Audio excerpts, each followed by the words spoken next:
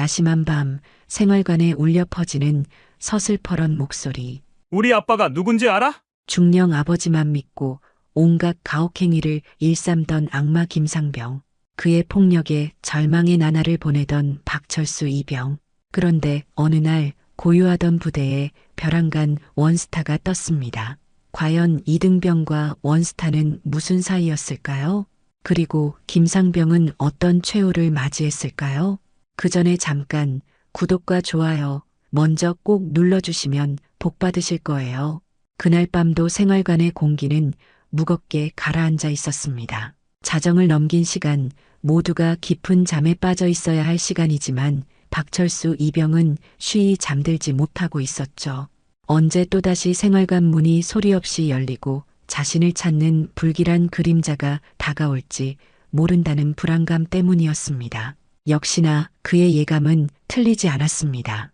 삐걱거리는 소리와 함께 생활관 문이 열리고 익숙한 발걸음 소리가 철수의 침상 앞에서 멈췄습니다. 철수는 심장이 쿵쾅거렸지만 자는 척 눈을 꼭 감고 숨을 죽였습니다.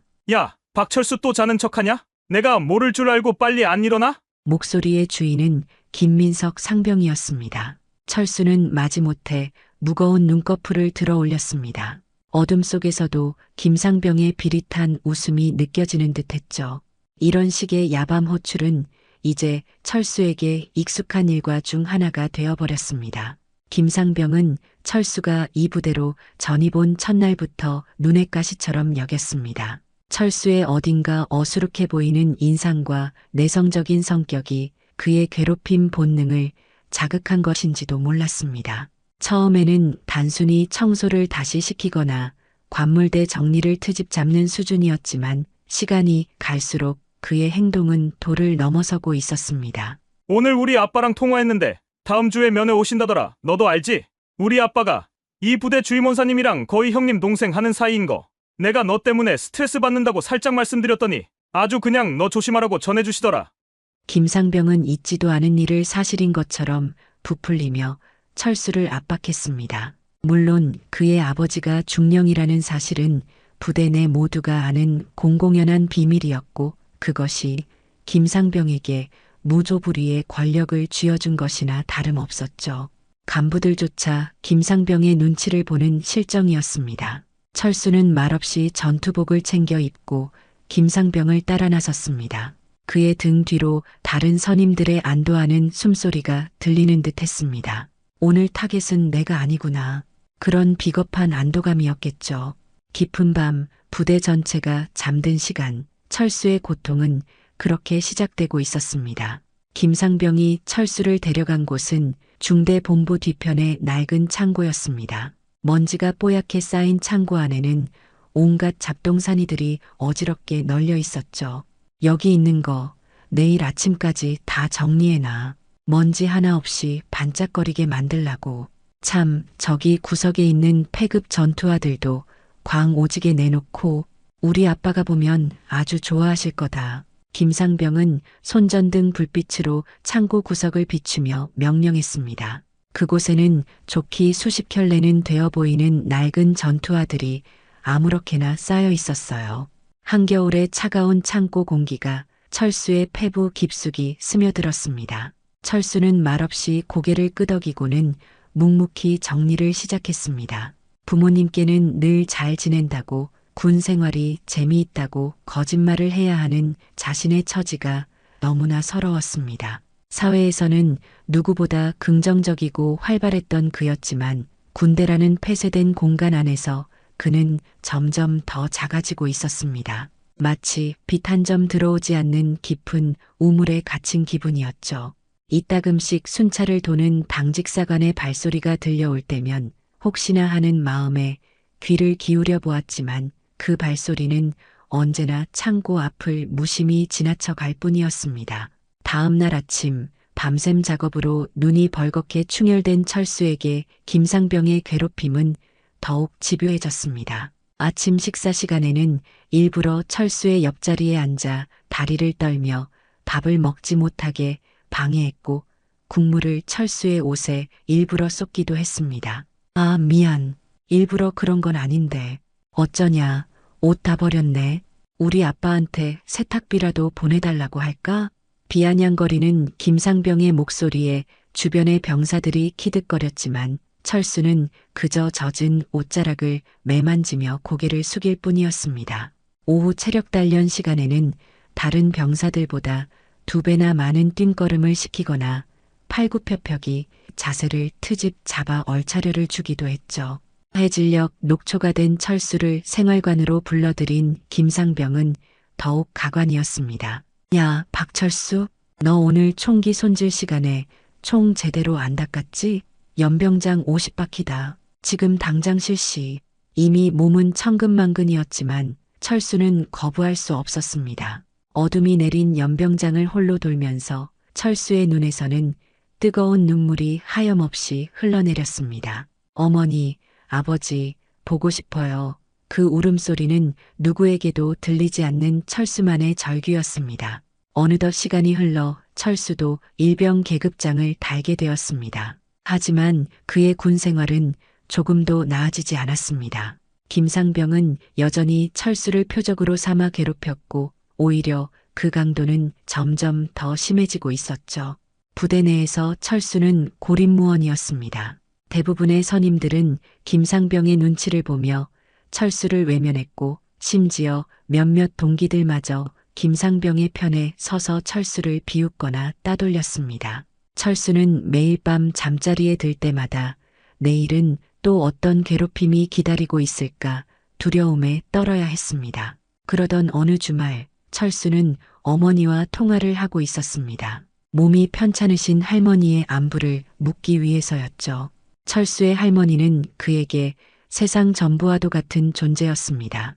부모님이 맞벌이를 하셨기에 철수는 어린 시절 대부분을 할머니와 함께 보냈습니다.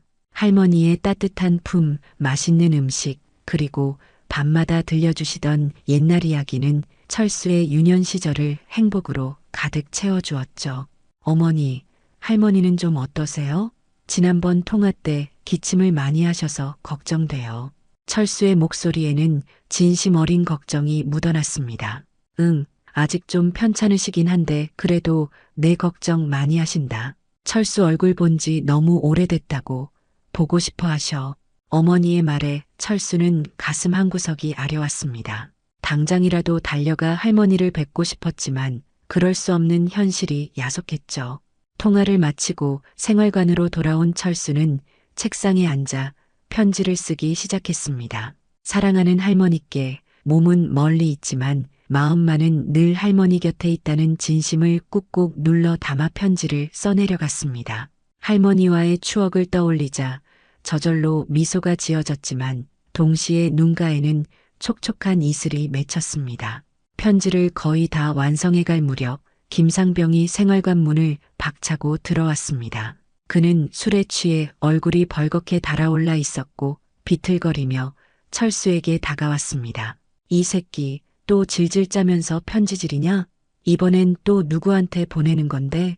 여자친구? 아니면 니네 할망구? 김상병은 철수의 책상 위에 놓인 편지를 발견하고는 거칠게 빼앗아 들었습니다. 아닙니다. 돌려주십시오. 철수가 다급하게 외쳤지만 김상병은 아랑곳하지 않고 편지를 펼쳐들었습니다. 어디 보자 사랑하는 할머니께. 요즘 부쩍 할머니 생각이 많이 납니다. 할머니가 해주시던 따뜻한 밥이 그립고 밤마다 들려주시던 옛날 이야기도 그립습니다. 부디 건강 잘 챙기시고 제가 휴가 나가면 제일 먼저 할머니 보러 갈게요. 그때까지 꼭 건강하셔야 해요. 사랑합니다, 할머니. 푸아, 이게 뭐야. 완전 심파소설이네. 야, 박철수, 너 작가해도 되겠다. 김상병은 배를 잡고 웃으며 편지 내용을 큰 소리로 읽어내려갔습니다. 생활관에 있던 다른 병사들도 하나둘씩 모여들어 김상병의 조롱에 동참하며 낄낄거렸습니다. 철수는 온몸의 피가 거꾸로 솟는 듯한 분노와 수치심을 느꼈습니다. 자신의 가장 소중한 마음이 가장 더러운 방식으로 짓밟히는 순간이었죠. 야, 박철수, 너네 할머니 보니까 얼마 못 사실 것 같은데 내가 특별히 우리 아버지한테 잘 말씀드려서 너 영창 대신 효도 휴가라도 보내줄까? 어때, 고맙냐? 우리 아빠가 누군지는 말 안 해도 알지? 이 부대 사단장님이랑 거의 뭐 술친구라니까. 김상병의 입에서 나온 말은 인간의 것이라고는 믿기 어려울 정도로 잔인하고 악독했습니다. 그 순간 철수의 머릿속에서 무언가가 끊어지는 소리가 들렸습니다. 그동안 억눌러왔던 모든 감정이 한꺼번에 폭발한 것이었죠. 철수는 자신도 모르게 자리에서 벌떡 일어나 김상병의 멱살을 움켜쥐었습니다. 지금 뭐라고 했습니까? 철수의 목소리는 분노로 가늘게 떨리고 있었지만 그 눈빛만큼은 전에 없이 이글거리고 있었습니다. 김상병은 갑작스러운 철수의 반항의 순간 당황한 듯 주춤했지만 이내 다시 악마와 같은 미소를 지으며 철수의 배를 걷어찼습니다. 이 새끼가 진짜 돌았나? 하늘 같은 선임한테 개기다니. 너 오늘 죽어볼래? 김상병의 무자비한 폭행이 시작되었습니다. 주먹과 발길질이 비오듯 철수에게 쏟아졌고 철수는 차가운 생활관 바닥에 아무렇게나 나뒹굴었습니다. 주변의 병사들은 마치 재미있는 구경거리라도 생긴 듯 환호성을 지르며 그 광경을 지켜볼 뿐 누구 하나 말리는 사람이 없었습니다. 철수는 온몸이 부서지는 듯한 고통 속에서도 이를 악물었습니다. 입안에서는 비릿한 피 맛이 느껴졌고 눈앞은 흐릿해졌지만 그는 끝까지 신음소리 한 번 내지 않았습니다. 자신의 마지막 남은 자존심이었을지도 모릅니다. 한참 동안 폭행이 이어지고 김상병은 지쳤는지 거친 숨을 몰아쉬며 철수를 발로 툭툭 건드렸습니다. 꼴 좋다, 새끼야. 앞으로 또 까불면 그때는 진짜 죽는 줄 알아. 김상병은 침을 뱉고는 생활관을 나갔습니다. 그가 사라지고 나서야 몇몇 병사들이 마지못해 다가와 철수를 부축했지만 철수는 그들의 손길을 뿌리쳤습니다. 그는 아무도 없는 화장실로 기어가 차가운 물로 얼굴을 씻었습니다. 거울에 비친 자신의 모습은 처참하기 그지없었습니다. 터진 입술, 멍든 눈두덩이, 잔뜩 헝클어진 머리. 하지만 그의 눈빛만은 여전히 살아있었습니다. 그날 밤 철수는 차디찬 화장실 바닥에 주저앉아 소리 없이 울었습니다. 서러움과 분노 그리고 깊은 절망감이 그의 온몸을 휘감았습니다. 희미한 달빛만이 그의 처절한 눈물을 위로하듯 창문으로 스며들고 있었습니다. 이 지옥 같은 현실에서 벗어날 방법은 정말 없는 것일까요?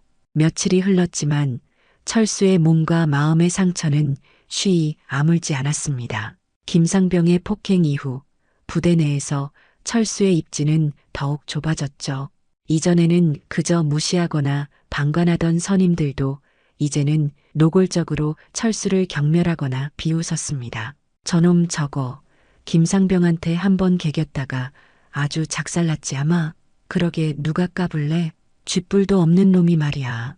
이런 수군거림이 철수의 귀에 끊임없이 들려왔지만 그는 아무런 대응도 할 수 없었습니다. 그저 모든 것을 체념한 듯 묵묵히 자신의 일만 할 뿐이었죠. 그러던 어느 날 철수와 같은 생활관을 쓰는 최민준 일병이 조심스럽게 철수에게 말을 걸어왔습니다. 최 일병은 철수의 입대 동기 중 유일하게 그에게 따뜻한 시선을 보내주던 친구였습니다. 철수야, 괜찮냐? 요즘 내 얼굴이 너무 안 좋아 보여. 김상병이 또 괴롭히는 건 아니지? 최일병의 걱정스러운 물음에 철수는 힘없이 고개를 저었습니다. 아니야, 민준아. 그냥 좀 피곤해서 그래. 하지만 그의 목소리에는 깊은 절망감이 배어 있었죠. 철수야, 나한테라도 말해봐. 혼자 끙끙 앓지 말고.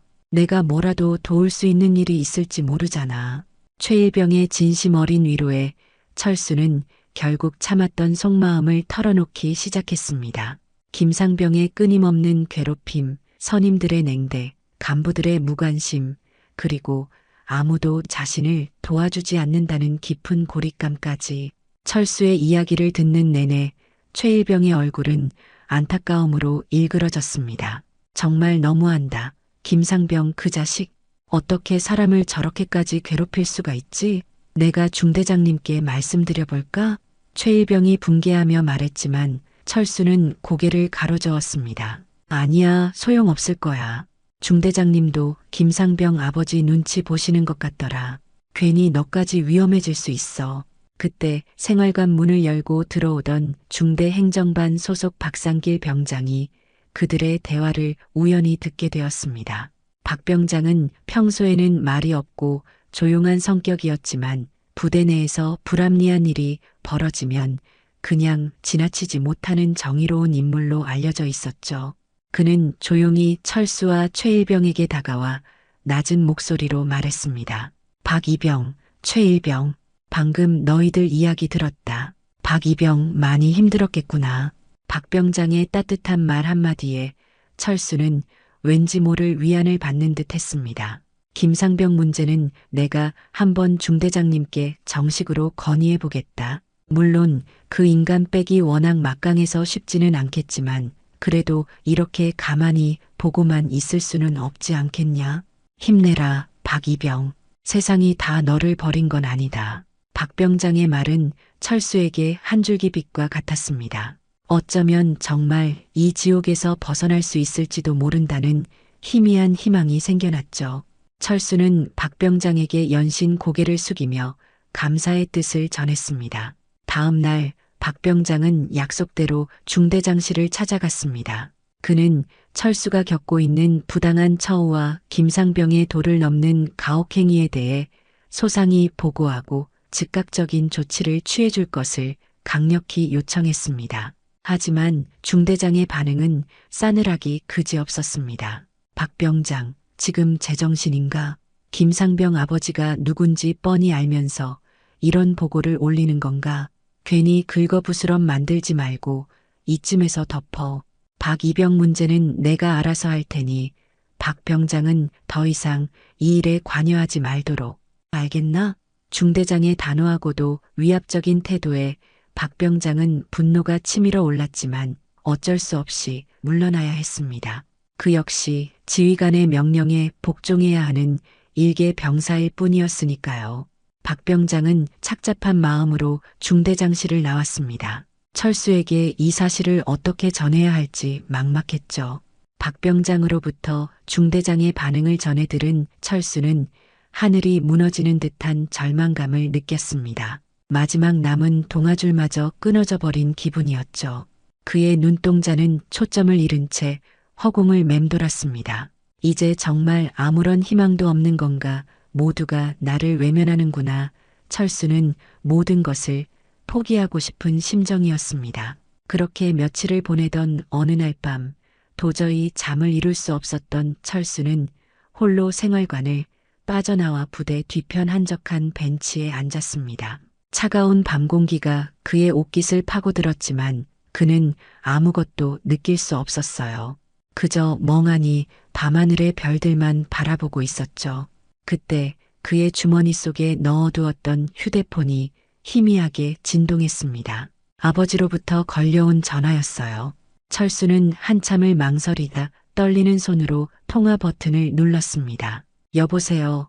아버지. 철수의 목소리는 물기에 젖어 있었습니다. 철수냐? 왜 이렇게 목소리에 힘이 없어? 너 혹시 무슨 일 있는 거냐? 수화기 너머로 들려오는 아버지의 걱정 가득한 음성에 철수는 그만 참았던 울음을 터뜨리고 말았습니다. 마치 어린아이가 된 것처럼 서럽게 울기 시작했죠.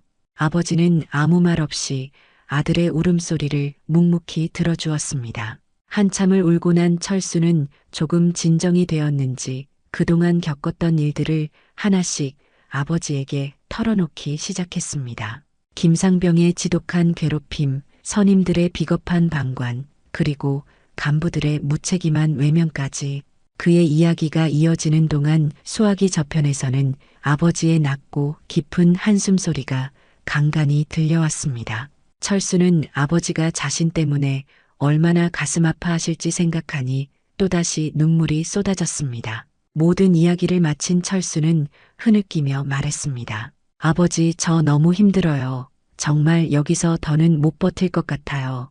아버지는 한동안 아무런 말씀이 없으셨습니다. 깊은 침묵이 흐르고 철수는 아버지가 자신에게 실망하신 건 아닐까 하는 생각에 더욱 불안해졌습니다. 그때 수화기 너머로 아버지의 단호하면서도 따뜻한 목소리가 들려왔습니다. 철수야, 내 아들아. 얼마나 힘들었을꼬. 다 아빠 잘못이다. 내가 그런 고통을 겪고 있는데 아무것도 모르고 있었다니 아빠가 너무 미안하다. 아버지의 목소리에는 깊은 슬픔과 자책감이 묻어 있었습니다. 하지만 철수야, 너무 걱정하지 마라. 이 아빠가 어떻게든 방법을 찾아볼 테니 너는 아무 생각 말고 평소처럼만 지내고 있도록 해라. 그리고 절대 나쁜 생각은 하지 마. 알겠지? 아빠는 무슨 일이 있어도 내 편이다. 아버지의 그 한마디는 철수에게 세상 그 무엇과도 바꿀 수 없는 커다란 위로와 용기를 주었습니다. 비록 당장 상황이 변하지는 않겠지만 적어도 자신을 믿고 지지해주는 단 한 사람이 있다는 사실만으로도 철수는 다시 한번 일어설 힘을 얻을 수 있었죠. 그날 밤 철수는 아주 오랜만에 악몽을 꾸지 않고 깊은 잠에 빠져들 수 있었습니다. 어쩌면 내일은 아주 조금이라도 다른 하루가 펼쳐질지도 모른다는 희미한 기대를 품은 채였습니다. 다음 날 새벽 철수는 평소보다 조금 일찍 눈을 떴습니다. 밤사이 아버지와 나눴던 대화 덕분인지 아니면 오랜만에 깊은 잠을 잔 덕분인지 몸과 마음이 한결 가벼워진 것을 느꼈죠. 하지만 어김없이 다가올 김상병의 괴롭힘을 생각하면 여전히 가슴 한구석이 답답해져 왔습니다. 오늘 하루는 또 어떻게 버텨야 하나. 철수가 침상에서 막 몸을 일으키려던 순간 생활관 전체에 날카로운 사이렌 소리와 함께 다급한 방송이 울려 퍼졌습니다. 현 시간부로 부대 전체의 실제 비상 상황 발령. 전 병력은 5분 내로 완전 군장 후 연병장으로 집합. 반복한다. 전 병력은 5분 내로 완전 군장 후 연병장으로 집합. 갑작스러운 비상 소집 명령의 생활관은 순식간에 벌집을 쑤셔놓은 듯 아수라장이 되었습니다. 병사들은 허둥지둥 전투복을 깨어 입고 관물대에서 전투 장구리를 꺼내 착용하기 시작했죠. 여기저기서 고함 소리와 욕설이 터져나왔고 좁은 생활관은 그야말로 혼돈 그 자체였습니다. 철수도 당황했지만 최대한 침착하게 전투 장비를 챙기기 시작했습니다. 무슨 일이지? 혹시 간첩이라도 출연한 건가? 아니면 여러 가지 불길한 생각들이 그의 머릿속을 스쳐 지나갔습니다. 정신없이 완전 군장을 마치고 생활관을 뛰쳐나온 철수는 다른 병사들과 함께 연병장으로 달려갔습니다. 이미 연병장에는 수백 명의 병사들이 중대별로 정렬해 있었고 간부들은 분주하게 뛰어다니며 병력들을 통제하고 있었죠. 새벽의 차가운 공기가 폐부 깊숙이 스며들며 긴장감을 더했습니다. 철수도 자신이 속한 중대의 대열에 합류하여 숨을 골랐습니다. 모두의 얼굴에는 불안과 궁금증이 역력했습니다. 그때 연병장 입구 쪽에서 여러 대의 검은색 지휘 차량들이 먼지를 일으키며 빠른 속도로 들어오는 것이 보였습니다. 그리고 그 차량들 중 가장 선두에 있던 차량에서 한 인물이 내렸습니다. 순간 연병장에 있던 모든 병사들과 간부들의 눈이 그에게로 쏠렸습니다. 철수 역시 마찬가지였죠. 그리고 그는 자신의 눈을 의심할 수밖에 없었습니다. 그 차량에서 내린 사람은 다름 아닌 철수의 아버지였습니다. 그런데 아버지의 모습은 평소 철수가 알던 모습과 너무나 달랐습니다. 늘 작업복이나 평상복 차림이셨던 아버지가 그날은 어깨에 반짝이는 별 계급장이 달린 장군 정복을 위엄 있게 차려입고 계셨던 것입니다. 철수는 머리를 한 대 세게 얻어맞은 듯한 충격에 휩싸였습니다. 아버지가 장군님이셨다고? 그것도 저렇게 높은 별을 다신 분이셨단 말인가? 그동안 아버지는 철수에게 자신이 그저 평범한 하사관 출신의 예비역 군인이라고만 말씀해 오셨습니다. 단 한 번도 자신의 현재 신분이나 정확한 계급에 대해 언급하신 적이 없었죠. 철수는 엄청난 혼란스러움과 함께 왠지 모를 배신감마저 느껴졌습니다. 하지만 동시에 가슴 한구석에서는 든든함과 자랑스러움이 피어오르는 것을 느꼈습니다. 박정훈 준장, 바로 철수의 아버지는 연병장 중앙에 마련된 단상 위로 천천히 그러나 위험 있는 걸음으로 올라섰습니다. 그의 발걸음 하나하나에 연병장의 모든 시선이 집중되었죠. 단상 위에 선 박준장은 매처럼 날카로운 눈빛으로 연병장의 도열한 수백 명의 장병들을 천천히 훑어보았습니다.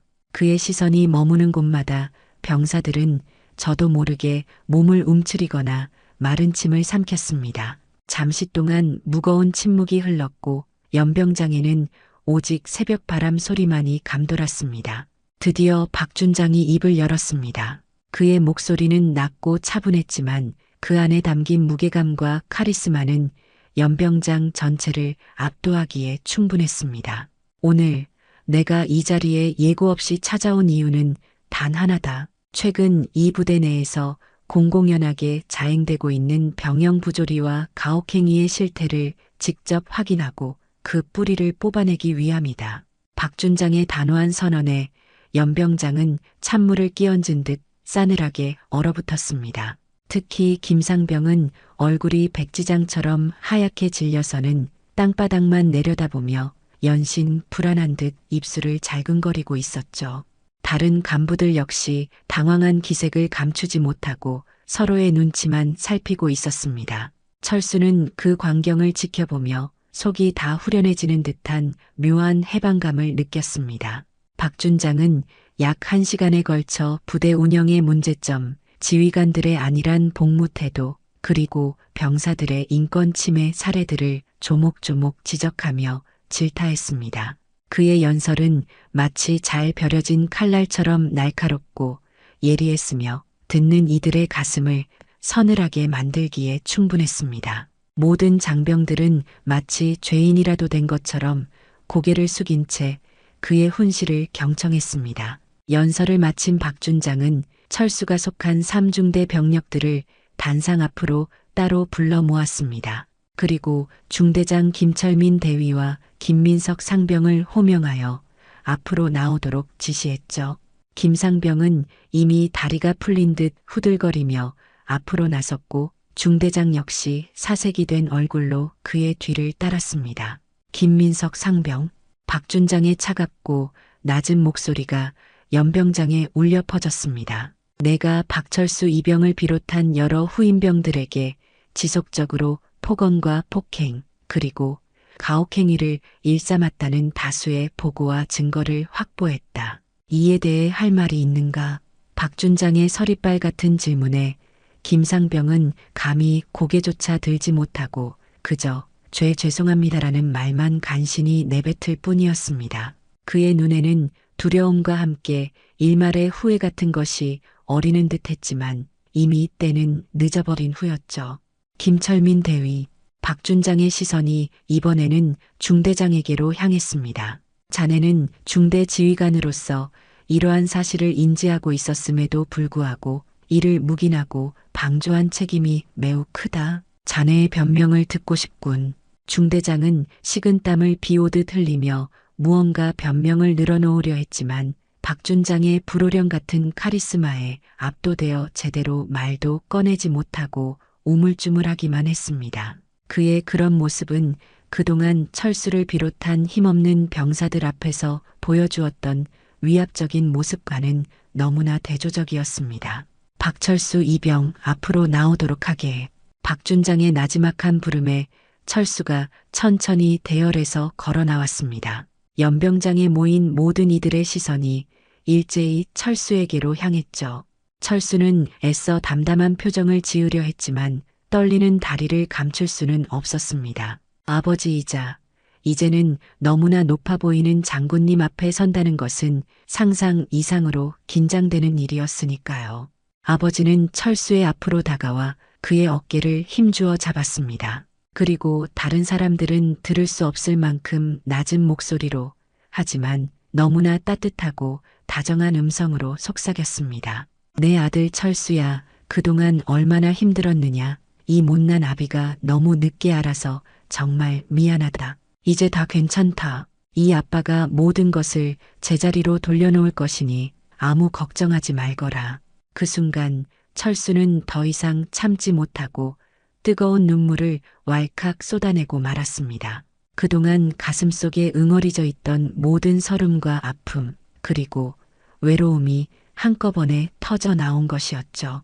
주변의 시선도 계급장도 그 무엇도 중요하지 않았습니다. 그는 그저 아버지의 넓고 따뜻한 품에 안겨 어린아이처럼 한참을 목 놓아 울었습니다. 연병장에 모여있던 수백 명의 병사들은 그 모습을 숨죽인 채 지켜보았습니다. 그 어떤 웅변보다도 더 큰 울림을 주는 부자간의 진한 사랑과 용서, 그리고 회복의 장면이었으니까요. 모든 진실이 밝혀지고 억눌렸던 감정이 터져 나오는 순간 김상병은 자신의 잘못을 모두 인정하고 그 자리에서 즉시 모든 보직에서 해임되어 군 검찰의 조사를 받게 되었습니다. 그의 아버지인 김영철 중령에게도 즉각 이 사실이 통보되었고 소식을 전해 들은 김중령은 즉시 부대로 달려와 아들의 어리석은 행동에 대해 박준장과 철수에게 머리 숙여 사죄하며 용서를 빌었다고 합니다. 중대장 김철민 대위 역시 지휘 태만과 직무유기의 책임을 물어 중징계를 피할 수 없게 되었죠. 썩어 빠진 권력에 대한 통쾌한 심판이 내려지는 순간이었습니다. 갑갑했던 속이 뻥 뚫리는 사이다 같은 결말이었지만 그 이면에는 한 젊은 병사의 처절했던 고통과 아버지의 깊은 사랑이 자리하고 있었습니다. 그날 이후 철수가 복무하던 부대에는 그야말로 대대적인 변화의 바람이 불기 시작했습니다. 박정훈 준장의 직접적인 지시에 따라 부대 내에 만연해 있던 온갖 부조리와 가혹행위를 발본색원하기 위한 특별감찰팀이 꾸려졌고 병사들의 인권과 복지를 향상시키기 위한 다양한 제도 개선안들이 즉각적으로 시행되었습니다. 김상병이라는 암적인 존재가 사라진 삼중대 생활관은 비로소 진정한 평화를 되찾았습니다. 더 이상 밤중에 이유 없이 누군가를 괴롭히는 악습도 인격을 모독하는 폭언과 욕설도 찾아볼 수 없게 되었죠. 철수는 마치 오랜 악몽에서 깨어난 사람처럼 이전의 밝고 긍정적인 모습을 조금씩 되찾아갔습니다. 동기들이나 후임들과도 스스럼 없이 어울리며 농담을 주고받았고 힘든 군사훈련에도 열정적으로 참여하며 점차 군 생활에 완벽하게 적응해 나갔습니다. 물론 아버지의 정체가 부대 전체에 알려지면서 주변의 시선이 다소 부담스럽게 느껴질 때도 있었지만 철수는 더 이상 예전처럼 위축되거나 불안해하지 않았습니다. 그는 더 이상 혼자가 아니라는 사실, 그리고 세상 그 누구보다 자신을 믿고 사랑해주는 든든한 아버지가 있다는 사실만으로도 충분히 행복하고 강인해질 수 있었으니까요. 시간은 흘러 철수는 자랑스러운 대한민국 육군 병장으로 무사히 군 복무를 마치고 만기 전역을 하게 되었습니다. 지난 2년여의 시간 동안 정말 많은 일들이 있었지만 철수는 그 모든 경험들을 통해 육체적으로나 정신적으로 한층 더 성숙해졌음을 느꼈습니다. 부당한 폭력 앞에서 좌절하지 않고 맞서 싸우는 용기, 절망적인 상황 속에서도 희망을 잃지 않고 어려움을 극복해내는 지혜, 그리고 무엇보다 자기 자신과 사랑하는 사람들을 지키는 것의 소중한 의미를 뼛속 깊이 깨달았으니까요. 저녁 후 철수는 아버지와 함께 작은 한식당을 열었습니다. 군 복무 시절 아버지의 따뜻한 편지와 격려가 가장 큰 힘이 되었던 것처럼 이제는 자신이 아버지께 힘이 되어드리고 싶다는 생각에서였죠. 아버지의 오랜 군 생활에서 우러나온 깊은 손맛과 철수의 젊은 감각, 그리고 성실함이 더해진 식당은 얼마 지나지 않아 문전성시를 이루는 동네의 명소가 되었습니다. 사람들은 그 식당에서 맛있는 음식과 함께 가슴 따뜻한 부자의 이야기도 함께 맛보며 돌아갔습니다. 철수는 식당 일을 하면서도 종종 군 시절의 기억들을 떠올리곤 합니다. 때로는 힘들고 괴로워서 모든 것을 포기하고 싶었던 순간들도 있었지만 그 시간들이 있었기에 지금의 자신이 더욱 단단해질 수 있었다고 믿고 있습니다. 그리고 언제나 그림자처럼 자신을 지켜보고 응원해주신 아버지께 대한 감사와 존경의 마음을 단 한순간도 잊지 않고 살아가고 있습니다. 어쩌면 우리네 인생이란 끝이 보이지 않는 어두운 터널 속에서도 저 멀리 희미하게 빛나는 한 줄기 희망을 향해 끊임없이 걸어가는 고된 여정일지도 모릅니다. 그리고 그 고독하고 험난한 여정 속에서 우리는 때로는 좌절하고 때로는 눈물 흘리지만 결국에는 진정한 용기와 사랑의 참된 의미를 배우고 깨닫게 되는 것이겠죠. 철수의 이야기는 바로 그런 평범하지만 위대한 진리를 우리에게 다시 한번 일깨워주고 있습니다. 혹시 지금 이 순간 여러분 중 누군가가 삶의 무게에 지쳐 힘겨운 시간을 보내고 있다면 철수의 이야기를 한번 떠올려 보시기 바랍니다. 당신은 결코 혼자가 아니며 당신의 등 뒤에는 언제나 당신을 변함없이 지지하고 뜨겁게 사랑하는 사람들이 함께하고 있다는 사실을 말입니다. 그리고 아무리 캄캄한 어둠 속이라 할지라도 가슴 속에 작은 희망의 불씨 하나만이라도 꺼뜨리지 않고 간직한다면 언젠가는 반드시 그 모든 어려움을 이겨내고 환하게 웃을 수 있는 날이 찾아올 것이라는 것을요. 철수가 우리에게 전하는 따뜻한 위로와 격려의 메시지입니다. 오늘의 사연 어떻게 들으셨나요? 오늘도 귀한 시간 내어주시고 끝까지 시청해주신 구독자 여러분, 진심으로 감사드립니다. 그리고 사랑합니다. 다음 영상을 누르시기 전에 잠깐 구독과 좋아요 먼저 꼭 눌러주시면 부자 되실 거예요.